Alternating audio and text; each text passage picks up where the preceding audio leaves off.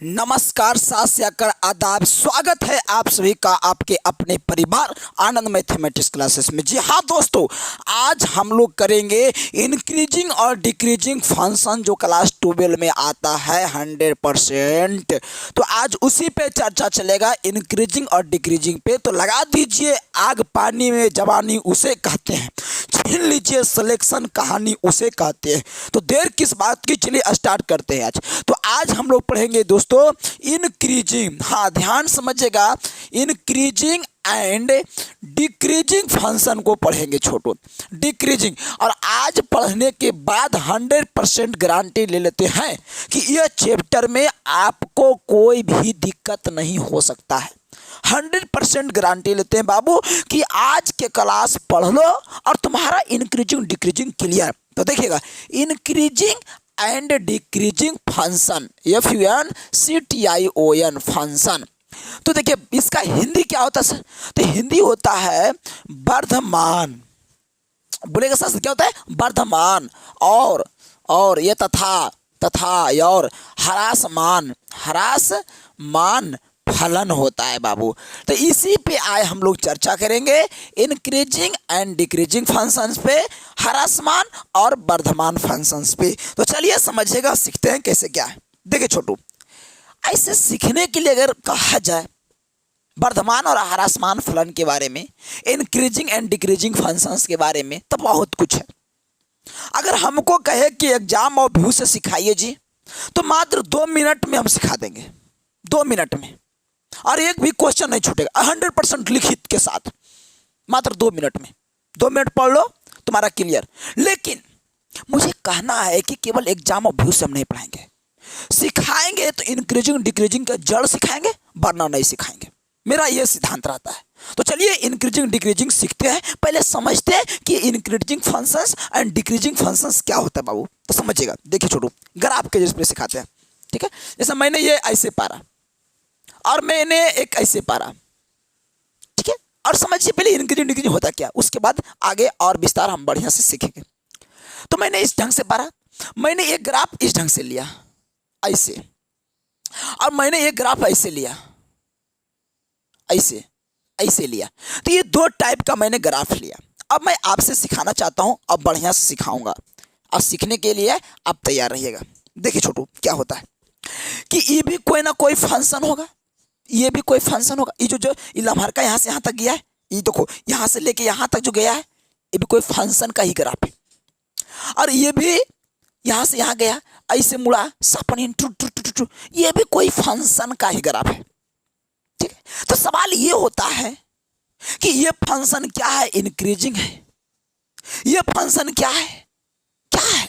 तो समझिएगा छोटू, अगर कोई फंक्शन लगातार बढ़ रहा है, देखो लगातार बढ़ रहा है, एकदम कहते तो रुके के नामे नहीं ले रहा है, लगातार बढ़ रहा है। जैसे हम लोग बचपन में गिनती गिने थे, तो कैसे गिनते थे? 1 2 3 4 5 6 7 8 9 10, मतलब लगातार गिनते थे, लगातार बढ़ाया जाता था।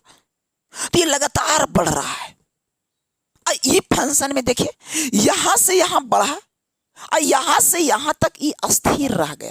मतलब कि क्या हुआ कि मैं गिनती स्टार्ट किया 1 2 3 4, और फिर 4 4 4। जैसे बच्चा में नहीं बोलता था बाबू, गिनती बच्चा नहीं जानता था, तो कैसे बोलता था? 1 2 3 4 4 4 4 के बाद कुछ ज्यादा 4 4, अब भुला गया।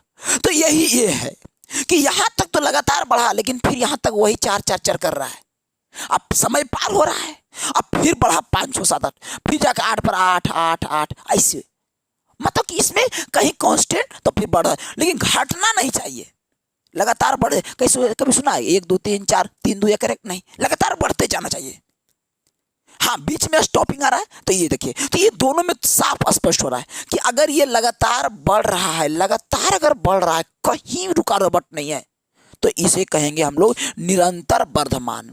निरंतर वर्धमान कहेंगे, स्ट्रिक्टली, इंग्लिश में बच्चे स्ट्रिक्टली इंक्रीजिंग कहेंगे। वर्धमान लिख लीजिएगा, स्ट्रिक्टली इंक्रीजिंग। और हिंदी ला के लिख देते हैं कि निरंतर वर्धमान फलन है, ये निरंतर वर्धमान फलन का काम करेगा। कौन? ये f(x). क्यों? ये लगातार बढ़ रहा है।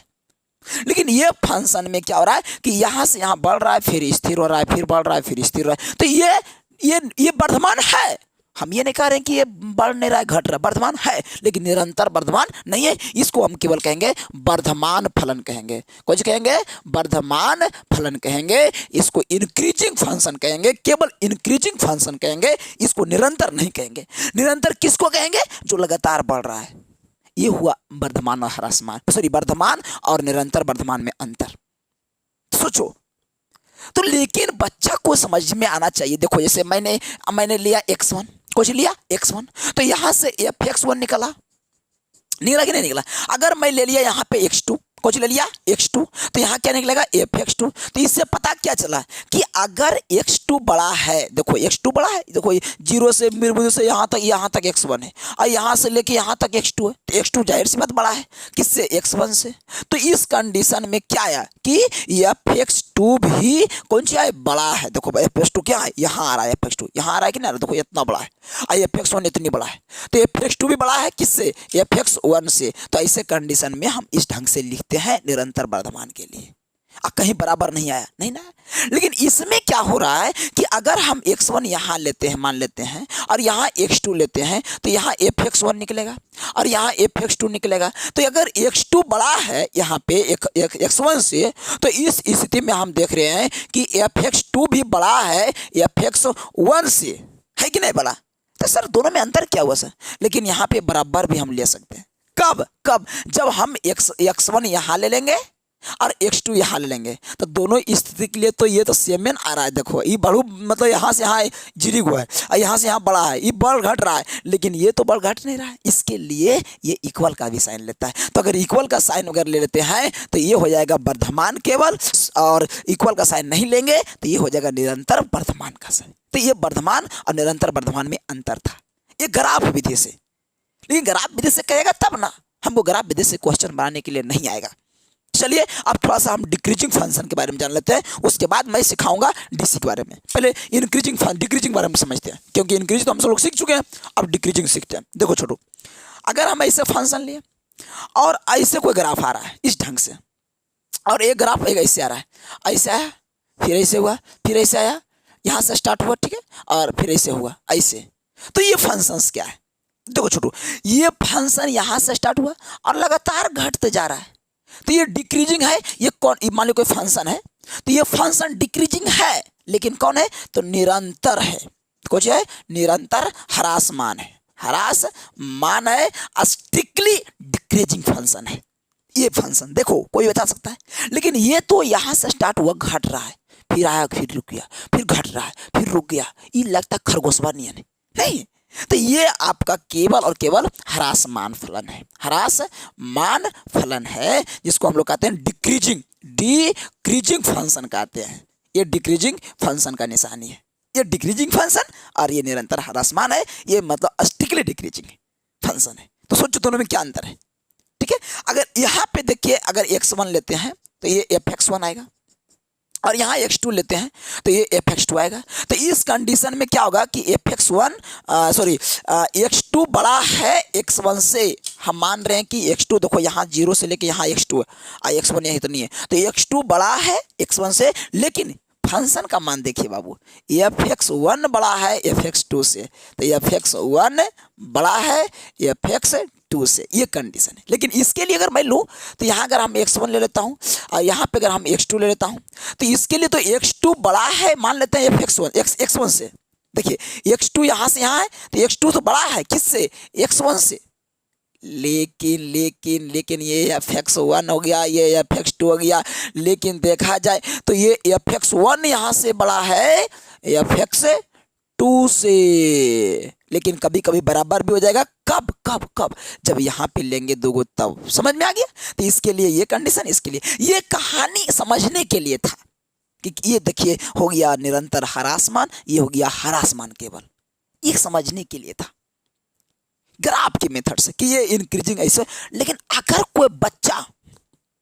कोई बच्चा ये जान जाए ग्राफ पाना हर एक फंक्शन का, तो वो बता सकता है कि इंक्रीजिंग है कि डिक्रीजिंग है। जैसे मान लिया जाए हम एक दो सवाल लेते हैं और समझिएगा थोड़ा सा, ये क्या है, इंक्रीजिंग है कि डिक्रीजिंग है, पहले आप बताइएगा सोच के।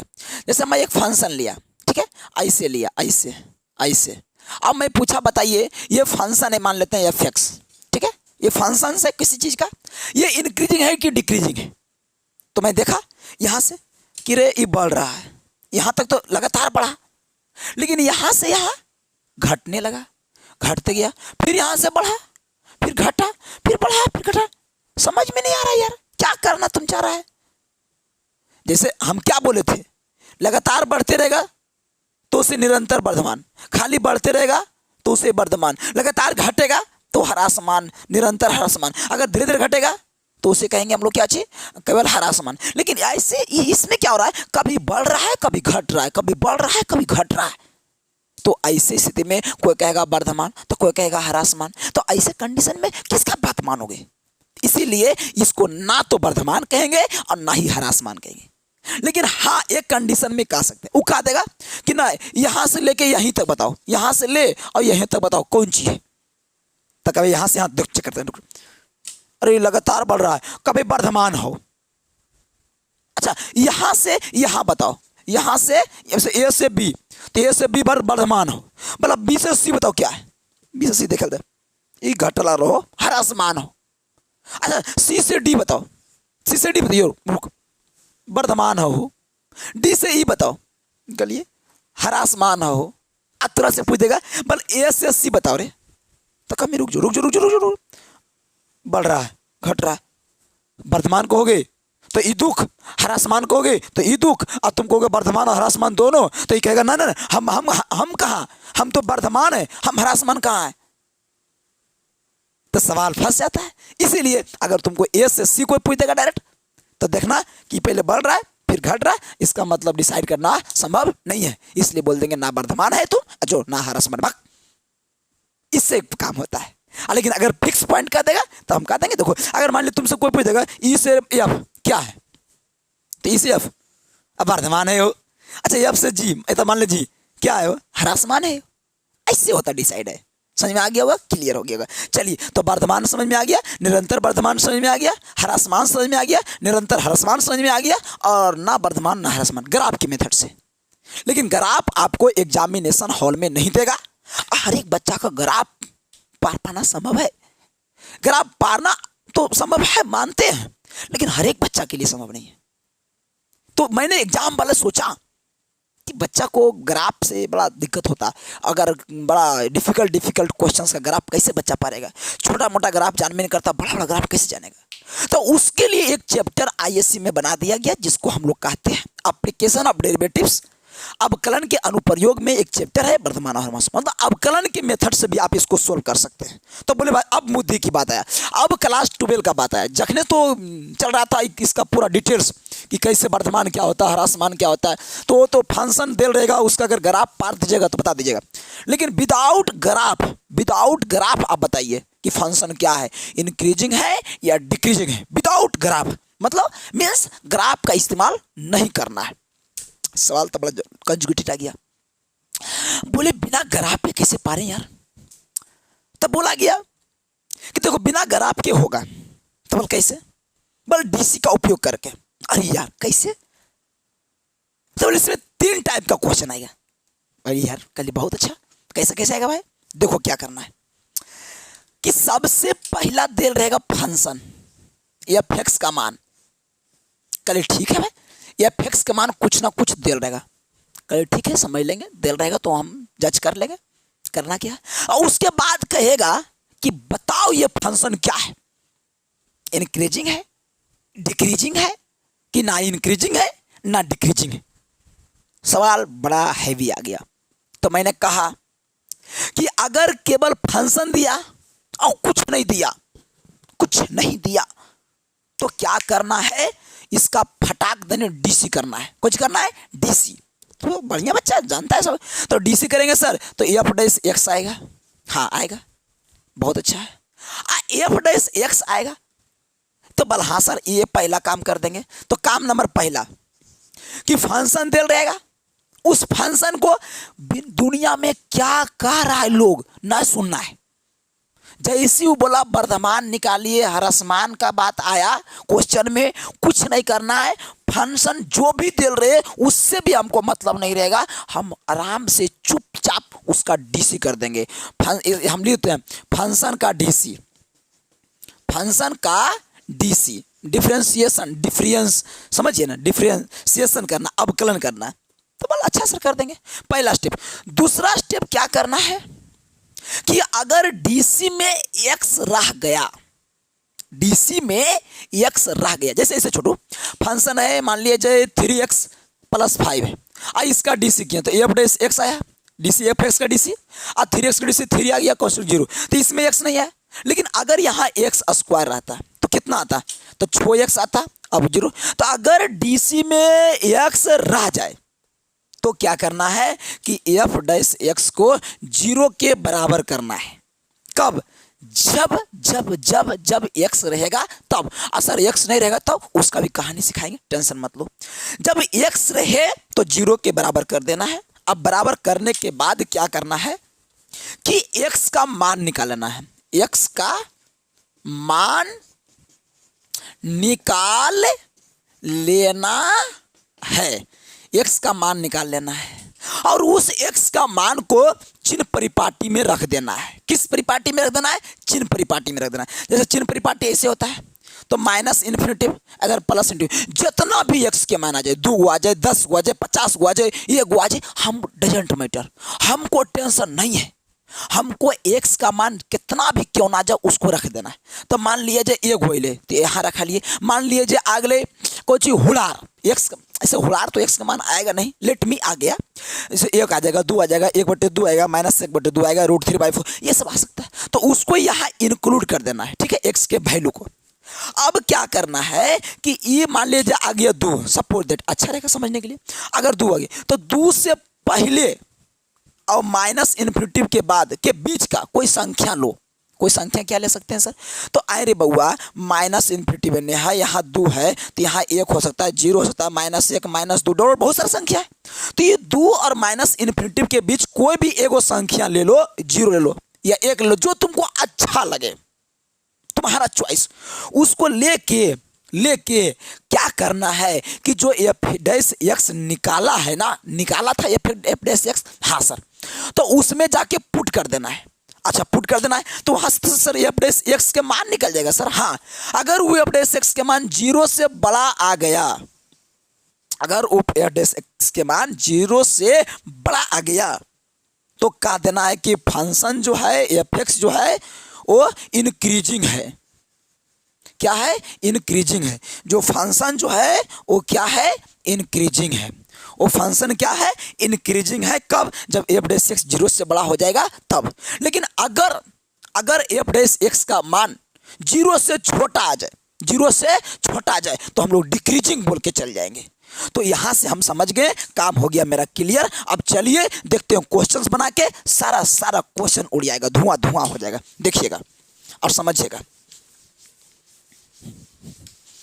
मैंने क्या कहा मोटा मोटी, अगर मान लिया जाए फंक्शन एफ एक्स देल रहेगा, कुछ ना कुछ पहले डीसी निकालेंगे और डीसी निकाल के इसको 0 के बराबर करेंगे, यहाँ से एक्स का मान निकालेंगे, कुछ ना कुछ आएगा और इसी एक्स का मान इस साइन स्कीम पे रखेंगे, इधर माइनस इन्फिनिटिव इधर प्लस इन्फिनिटिव, यहाँ रखेंगे, मान लीजिए कुछ आ गया हुलार स्टार।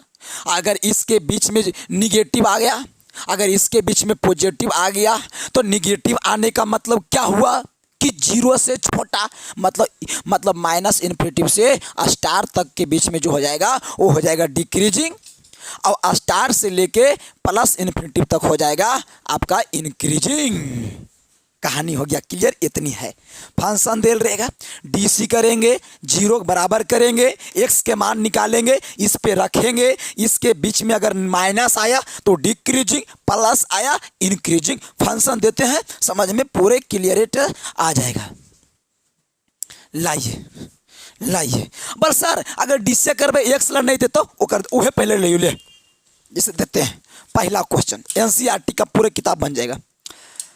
एफ एक्स का मान 3x + 17, एफ एक्स के मान बोलो कितना है, 3x + 17 बोल रहा है। बताओ ये फंक्शन आर पर इंक्रीजिंग है, सिद्ध कीजिए कि ये फंक्शन आर पे, आर मतलब टोटल रियल नंबर पर। चलिए ठीक है, रुक जाओ, पहले डीसी करते हैं। पहला फंक्शन दे ले, डीसी करो, तो करो डीसी। तो लिखेंगे यहाँ पे D C with respect to X, means X के साथ डी सी करने पर, तो यहाँ हो जाएगा F dash X, D C करेंगे तो 3 के 3 और कॉन्स्टेंट के 0, एफ डैश एक्स के मान 3। क्या इसमें एक्स आया?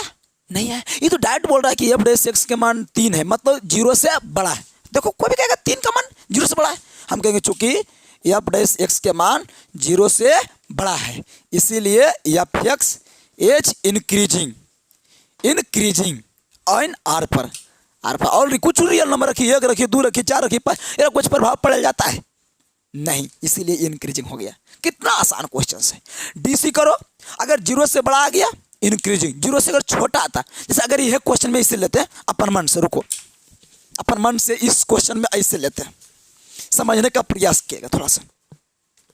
अगर हम लेते हैं F X equal to -3x + 5, अब बोलते बताइए क्या है, तो मैं डीसी करता पहले, डी से बिना डीसी के कोई उपाय नहीं, तो एफ डैश एक्स आता, -3 आता, अब +0 हो जाता, तो एफ डैश एक्स करते तो -3 आता, तो बताओ ये माइनस आया, कुछ है माइनस, तो ये हम बोल देते हैं चूंकि कि एफ डैश एक्स छोटा है 0 से, इसीलिए एफ एक्स डिक्रीजिंग है, केरा पर, ऑल रियल नंबर पर, खत्म कहानी, क्लियर। तो इस टाइप का कोई भी क्वेश्चन आएगा, हमको लगता है सेकेंडों लगेगा बना देगा, लेकिन अगर डीसी में एक्स रह गया तो इतना विधि करना है, उससे भी एक क्वेश्चन लेते हैं, समझो। चलिए मैं वो भी लेकर दिखा देता हूँ आपको, उसके बाद आज के बाद इंक्रीजिंग और डिक्रीजिंग में कोई दिक्कत नहीं होगा। चलिए अगर पहला क्वेश्चन अगर मान लिया जाए कि एफ एक्स इक्वल टू आपका है 2x² -3x है, 2x² -3x है। अब बताइए कितना पर इंक्रीजिंग है, कब डिक्रीजिंग है, डिक्रीजिंग निकालिए इंटरवल में, जरूर बर्दाश्त कर, फंक्शन दे लो, बोल हाँ चलो डीसी कर, तो DC with respect to X, F dash X, F X का डीसी एफ डैश एक्स होता है, ये तो जानकारी होगा आपको। 2x² का डीसी क्या होता था, 4x, क्योंकि 2 नीचे आएगा तो 2 दूनी 4x -3 हो जाएगा। अरे एफ डैश एक्स में एक्स आ गया, कल टेंशन मत ले, एफ डैश एक्स को 0 बराबर कर, कभी चुके F dash X equal to 0, F dash X का मान कितना है 4x -3 इक्वल टू 0, तो 4x इक्वल टू कितना होगा 3, तो x इक्वल टू कितना होगा 3/4, बोलो 3/4।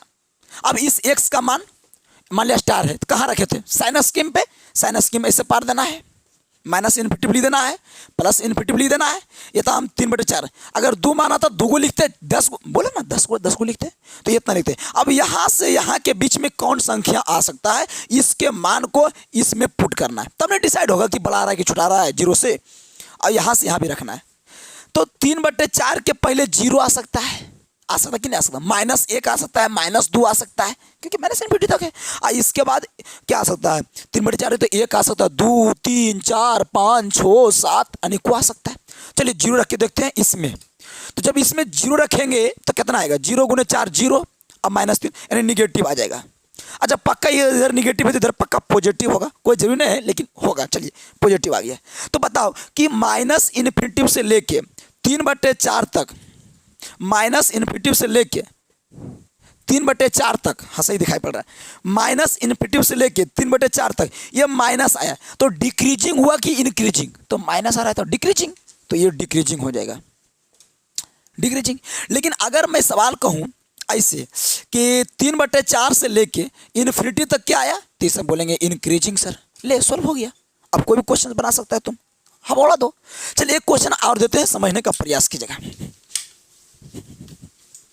मैं देता हूं और आप लोग सीखिएगा थोड़ा सा, इसको भी मिटा देता हूं, अच्छा रहेगा और बढ़िया से समझिएगा। हम देते हैं त्रिकोणमिति में क्वेश्चन, अच्छा रहेगा। F X equal to sine X, F X equal to sine X है। अब बताइए ये फंक्शन कब इंक्रीजिंग है और कब डिक्रीजिंग है, ठीक है। और आपको इसमें बोल दिया है कि सिद्ध कीजिए, ऑप्शन बोल दिया है कि 0 से π/2 में सिद्ध कीजिए क्या है, और दूसरा में बोल दिया π/2 से पाई में क्या है, और तीसरा बोल दिया है आपको 0 से पाई में क्या है। चलिए बर्दाश्त कर, अभी तुरंत सोल्व करते हैं। पहले का डीसी कर, तो चूंकि एफ एक्स का मान कितना है साइन एक्स है, डीसी करेंगे तो एफ डैश एक्स कितना हो जाएगा, साइन एक्स का डीसी क्या होता है कॉस एक्स होता है, तो आ गया कॉस एक्स, आ गया ना। अब हमको ये दे चुका है इंटरवल सारा, तो यहाँ से लिखने का भी कोई ज़रूरत नहीं है। लेकिन अगर लिखना चाहे तो लिख सकते हो कि F dash X equal to 0 कर देंगे तो कॉस एक्स इक्वल टू 0 हो जाएगा। और कॉस कितना मान 0 होता है, तो कॉस π/2 का मान 0 होता है, तो एक्स का मान कितना आ गया, π/2 आ गया। चलिए साइन स्किप में रख देना है, माइनस इन्फिनिटिव प्लस इन्फिनिटिव, और यहाँ पे कितना है π/2 है, तो π/2। लेकिन यहाँ पे बहुत सारे एंगल दिया हुआ, इसमें चेक करना है, तो π/2 लिखाइए गया। घट कुछ रहा है 0, तो यहाँ 0 लिख दो, और घट क्या रहा है पाई, तो यहाँ पाई लिख दो। अगर जो इसमें इंक्लूड है वो हम लगा सकते हैं, कोई दिक्कत नहीं। अब देखिए, अब चेक कीजिए कि 0 से π/2 में कॉस का वैल्यू क्या आएगा, प्लस आएगा कि माइनस। तो 0 से π/2, तो इसके लिए क्वाड्रेंट, त्रिकोणमिति के लिए क्वाड्रेंट जरूरी है। तो 0 π/2 पाई 3 π/2, और ये 2 पाई होता है। ये पहला घर, ये दूसरा घर, ये तीसरा घर, ये चौथा घर। तो 0 से π/2 पहला घर में सब प्लस, तो ये प्लस आ गया। कॉस नहीं चाहे साइन, उससे मतलब नहीं है, तो ये प्लस आ गया, कुछ आ गया प्लस। अब चले π/2 से पाई, तो π/2 से पाई सेकेंड घर में साइन कोसेक प्लस, तो कॉस है तो माइनस होगा 100%, तो इसमें माइनस और इसमें प्लस। मतलब कि 0 से π/2 हम लिख सकते हैं कि 0 से π/2 में क्या है प्लस, मतलब इंक्रीजिंग, और π/2 से पाई क्या है माइनस, मतलब डिक्रीजिंग। और चेक करना है हमको 0 से पाई, तो 0 से पाई, अरे यार दो घर जा रहा है, तो पहला घर में पॉजिटिव और दूसरा घर में निगेटिव, तो कभी वर्धमान कभी ह्रासमान, डिसाइड कर पाना संभव है नहीं है। इसलिए कहेंगे 0 से पाई ना तो वर्धमान और ना ह्रासमान, डिसाइड कर पाना संभव नहीं है बाबू। बाकी हुए क्लियर। तो इस प्रकार से आपका इंक्रीजिंग डिक्रीजिंग का एक भी क्वेश्चन छूटेगा नहीं। चलिए सेशन कैसा लगा कमेंट में जरूर बताइएगा। आज के लिए इतना ही। अगर अच्छा लगा तो आगे का भी सेशन बोलिएगा तो मैं लेकर आऊँगा। हर एक चैप्टर, जो भी चैप्टर में आपको तकलीफ लगता है उसको कमेंट बॉक्स में कमेंट कीजिए, मैं उस पर कोशिश करूँगा बनाने का। चलिए आज के लिए इतना ही। जय हिंद, जय भारत। अच्छा लगा तो लाइक जरूर करना और शेयर करना, सब्सक्राइब करना। धन्यवाद।